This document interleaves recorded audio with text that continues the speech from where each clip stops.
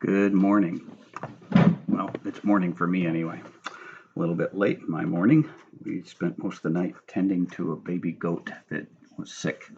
My wife of Terry is an amazing woman, and I'm going to make her a plaque that says, "In this house lives Florence Nightingale." She is great at bringing little ones through, and this little baby goat nearly died last night. So it had a terrible gut infection. She figured out what it was, got it treated, and brought it back. So tremendous. We'll continue reading. We're on page 213 of my book, Days of Ragnarok. I'm the author, Tyler Woods. Let's begin. This chapter is titled Services. Sunday breakfast is always special at camp. This Sunday is extra special with the addition of coffee, thanks to the Spencer's gift. Pancakes delight the children, made with a mix of Milo flour and ground mesquite beans. Mesquite seed pods have been harvested for a couple of weeks, and none are let fall to the ground, if the young men and women know about them. There is a small mountain of pods collected for the kitchen. Most of the pods are ground into sweet flour. It makes great pancakes, biscuits, cookies, and pastry. The seeds are too hard to eat, but are returned to grow more mesquite trees. Some of the pods are boiled for an hour to extract sweetness. When reduced, it makes a thin, sweet syrup. Several different religions are represented among those of us at camp, but all agree that we want a service on Sunday. So it is that the Church of the Bend forms, unaffiliated and non-denominational. We have no formally trained pastor, but we have faith in a God who hears our prayers and who remains invested in our good. Alan Duncan was a deacon and Sunday school teacher at his church before the collapse. He teaches many fine lessons from the Bible and brings a lot of encouraging messages. We share in the openness of our meetings. Prayer requests, Bible questions, and teaching new songs are common. We have no hymnals, but it seems everyone has a favorite chorus, song, or hymn. And as we can, we teach others the tunes. We have informality, but keep reverence in our service, and it's a source of strength for our group.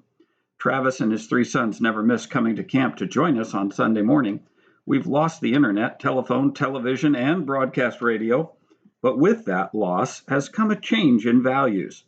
In the past, church attendance was taken casually, with only a percentage of people actually going.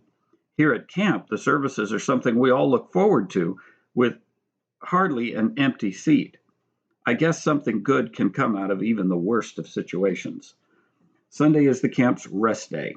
Children play, adults visit, and non-essential work ceases. Besides breakfast, the kitchen sets out what we call grazing food.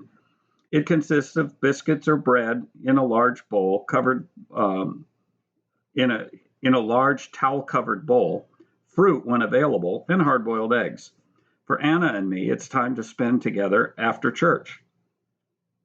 A small shade tree is claimed by us, and I love to relax with my head on Anna's lap while we talk.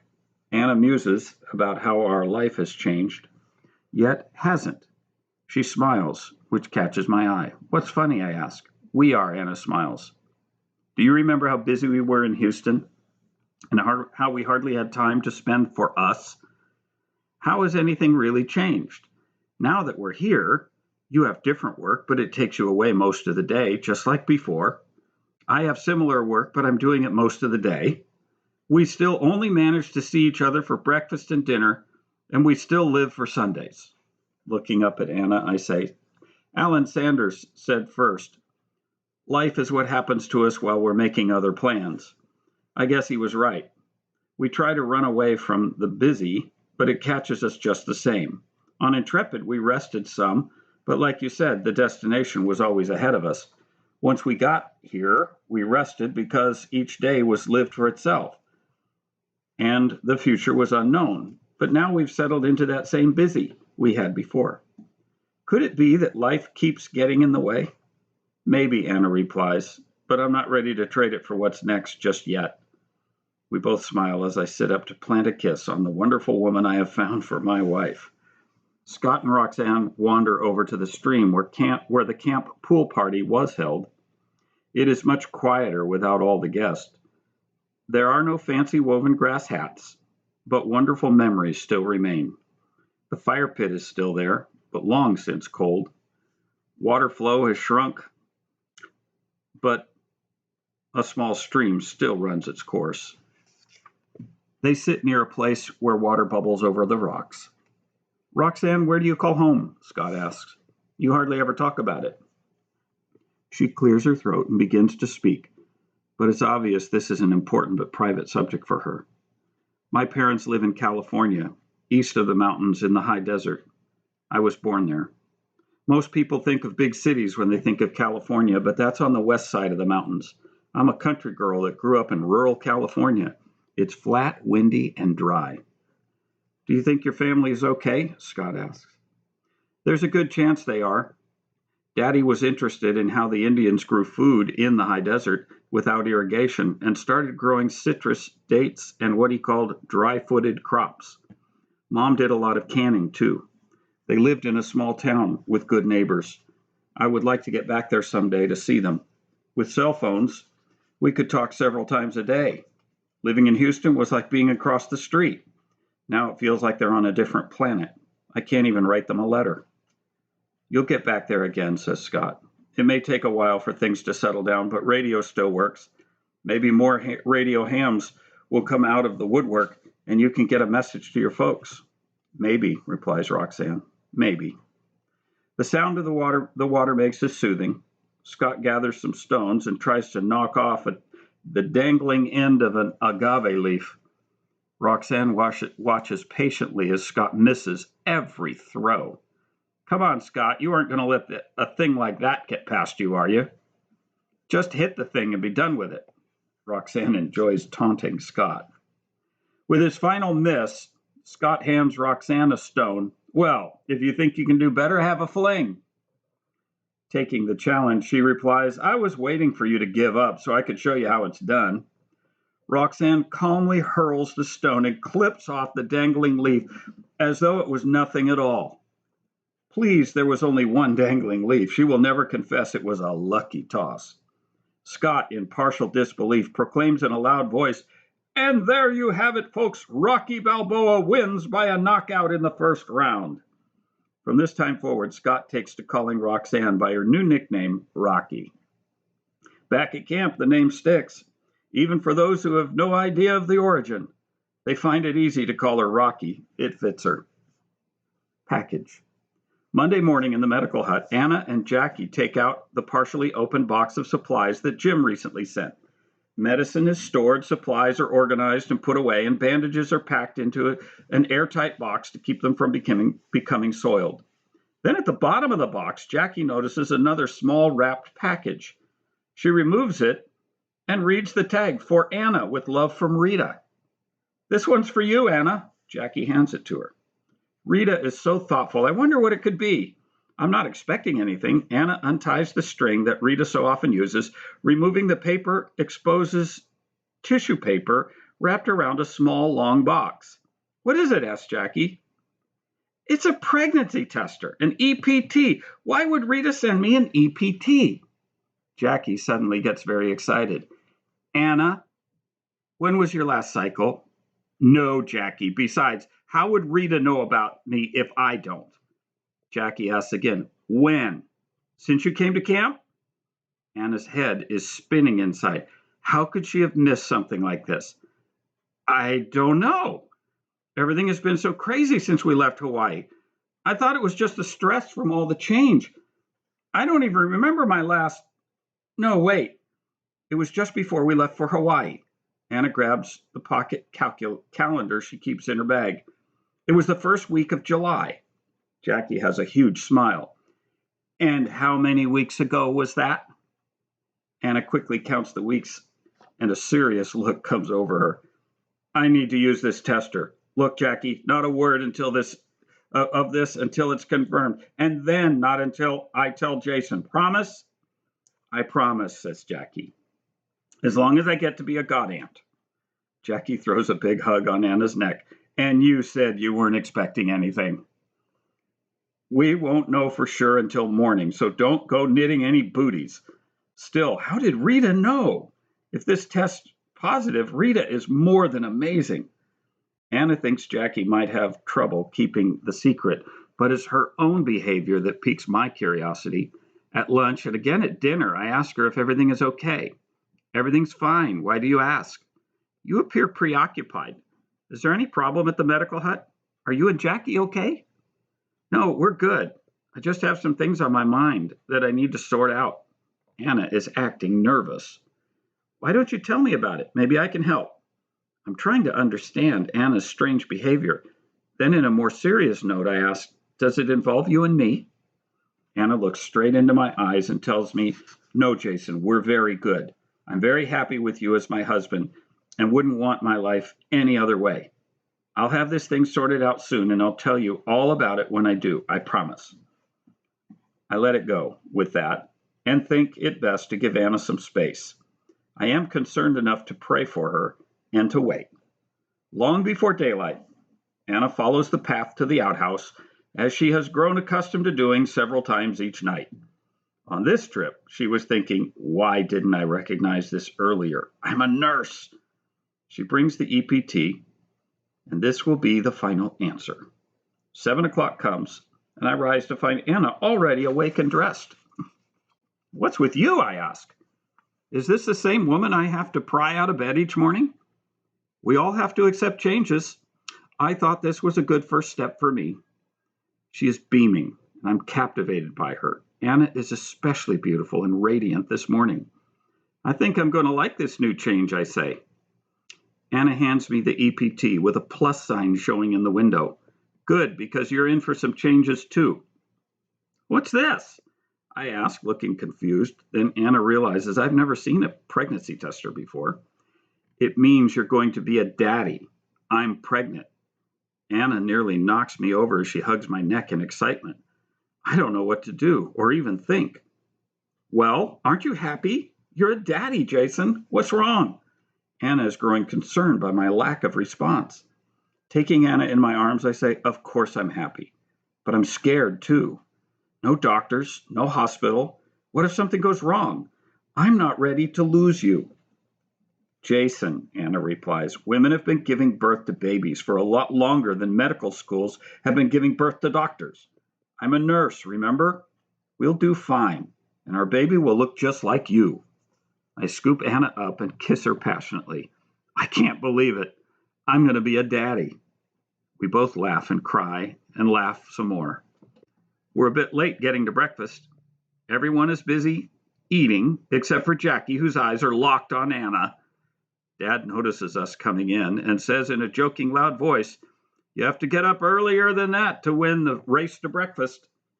Seeing my opportunity, I speak loud enough for all to hear. Well, I thought to give you a head start since you will be a grandpa soon.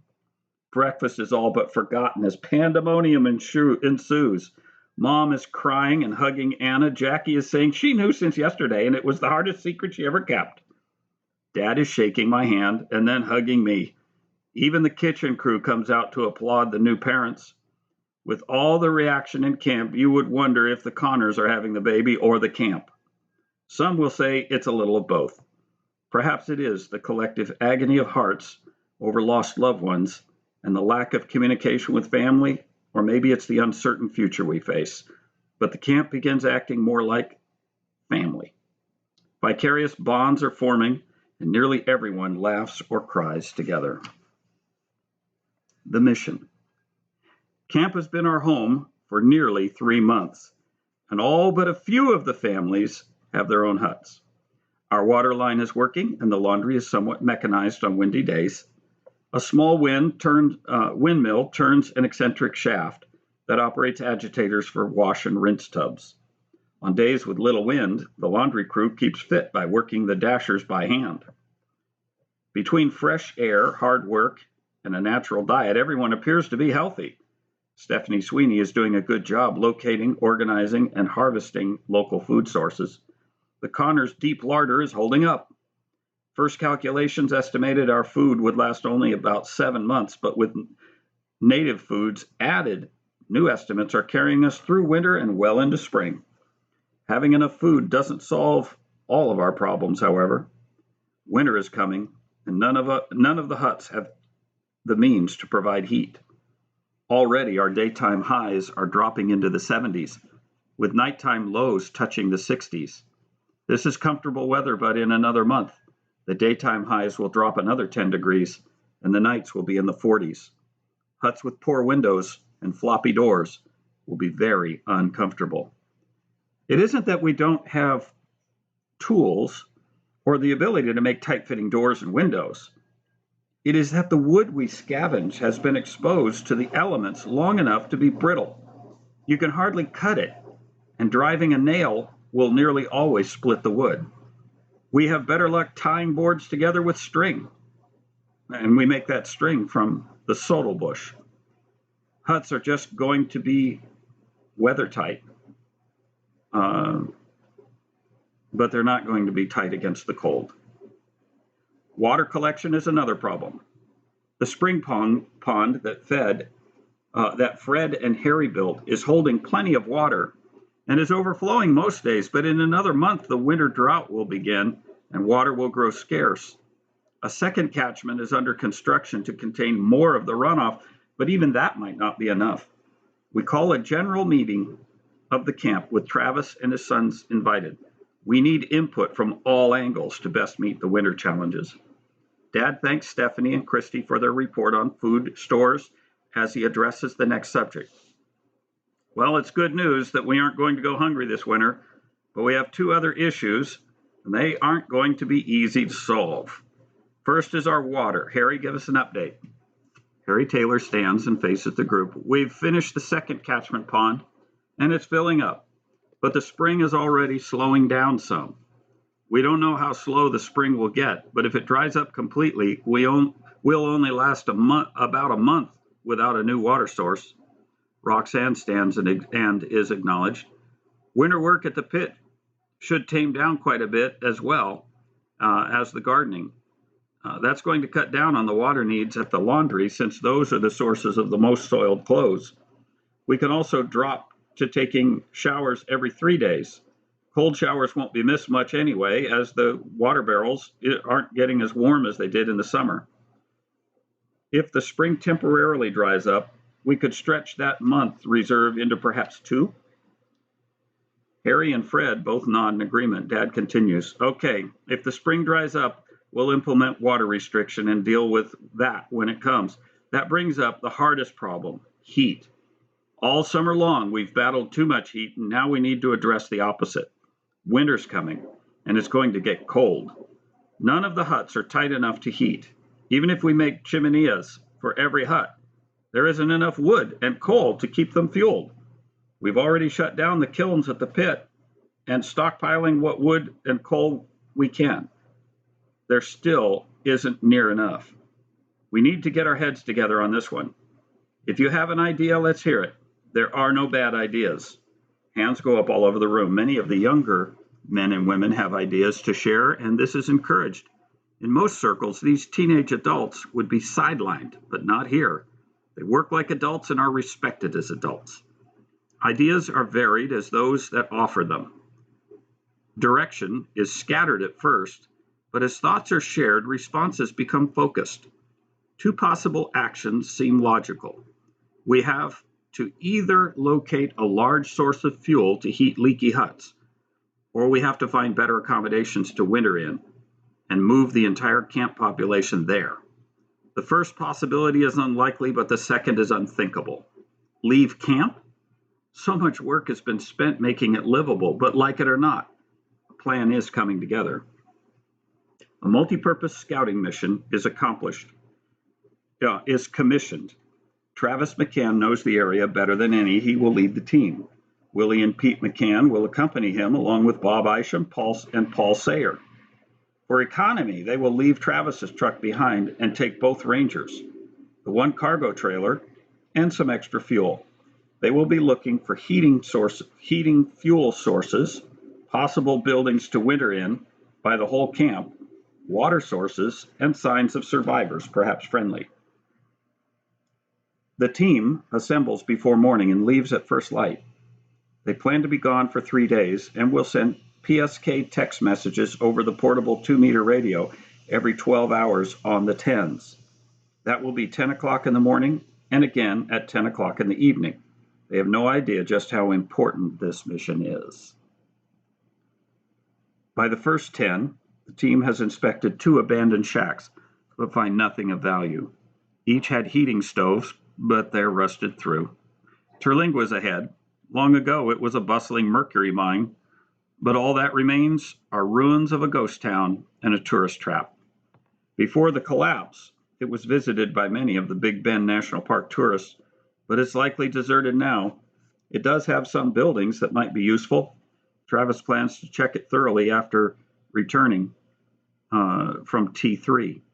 He will gain a lot of intel after visiting the airstrip.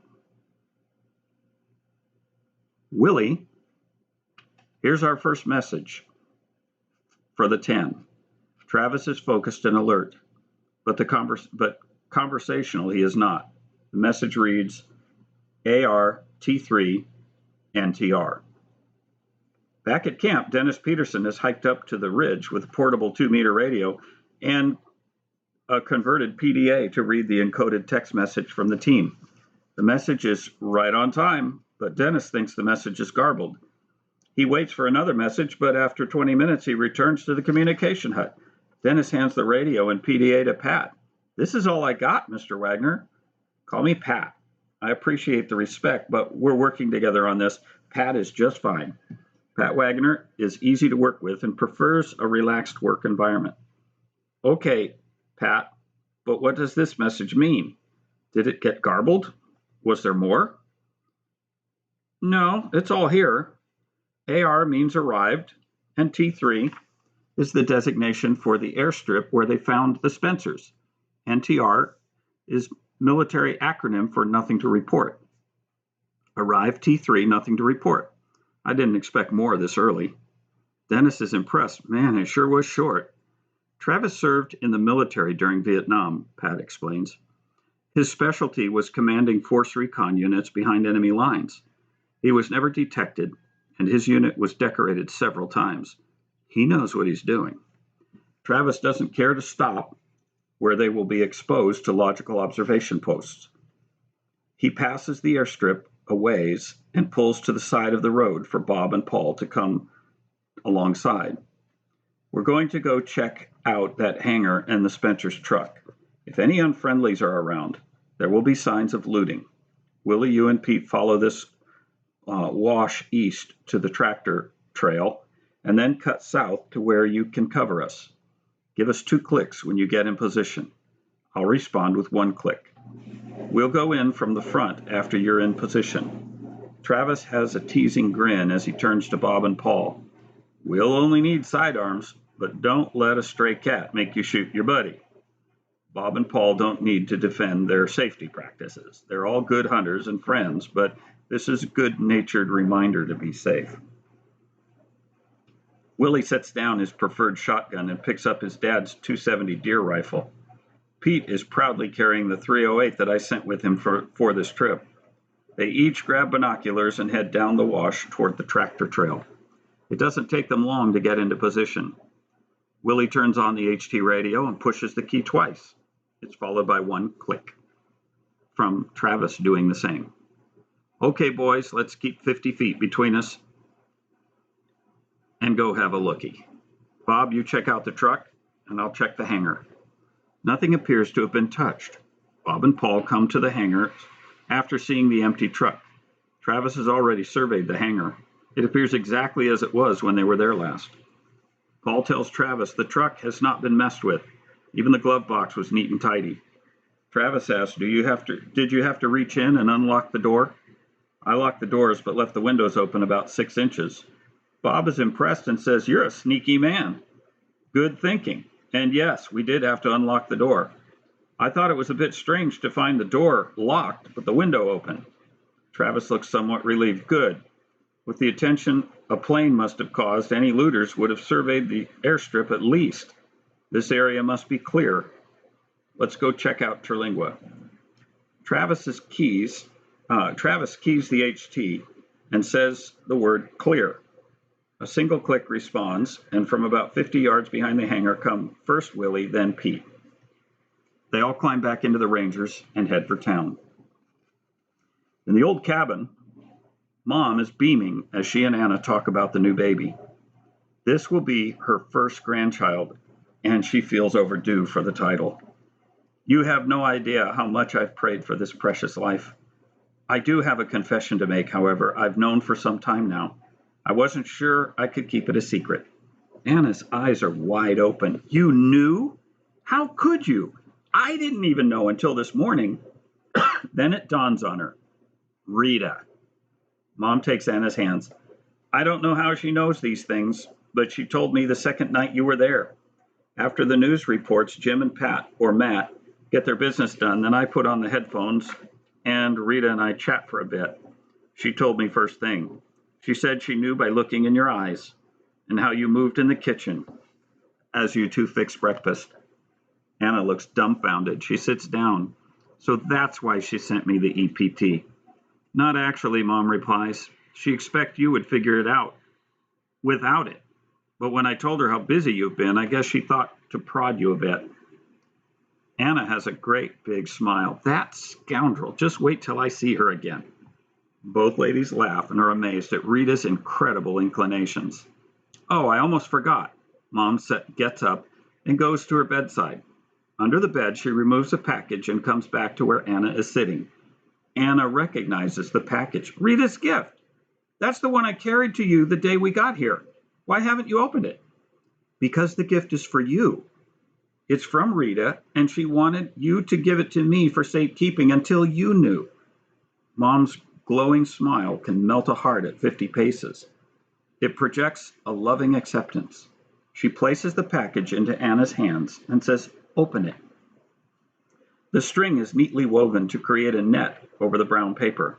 It unties easily and is kept as string is useful for many other things. The brown paper will be folded and kept, but not until after this package's contents are known. Inside is a baby blanket wrapped around cloth diapers, pins, and a beautiful sage green maternity dress. It's exactly her size, a detail so typical of Rita. This is so amazing. It's lovely, as Anna's tears stream down her freckled cheeks. I can't believe how blessed I am to be here with you right now and to have Rita send me these things. She can't speak anymore. Anna's heart is overflowing with joy and appreciation for God's goodness. Over in Baja Sur, on the patio of a Tuscan-style home, sit two deep souls holding hands. Both are smiling joyfully as a tear escapes the corner of the eye and rolls down Rita's cheek. Anna hasn't begun to show yet, but does notice her clothes fitting a bit snugger. She credited the kitchen's bounty of food. So many of the flavors were new to her, and she thought it was the fresh air that made her so hungry. But now she knows a miracle is growing inside her. She spends the rest of the morning with Mom and asks her to store Rita's gift, as our hut is so small and she doesn't need them yet. Dad and I are at HQ, between the communication and medical huts. Dad is remembering when Mom first told him they were going to have a baby. Jason, I was panicked. You would have thought I was going to have the baby myself. The real fear I faced was was I ready to be a father? Dad, I've been feeling those same fears, but you know what? I look to you as the example of what I hope to be, but this is not exactly the environment or state of the union that I hope to raise him in, or her. I wonder what's going on out there, beyond this canyon. Dad leans back on his chair. It isn't pretty from what Pat is picking up on the radio. News is scattered, but a huge number of people have died. There are some survivors, but most are keeping quiet. The military is the big unknown. They had the resources and training to survive, but no one knows where they are. There were some deployments, but without world news, we don't know where. Is the grid coming back soon, I ask. There's no word. But without workers, restoration would be spotty at best. I think we've seen the last of a national grid system. The same goes for fuel.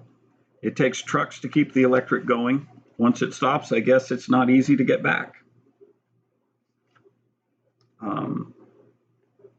I'm sorry, let me back up. I think we've seen the last of the national grid.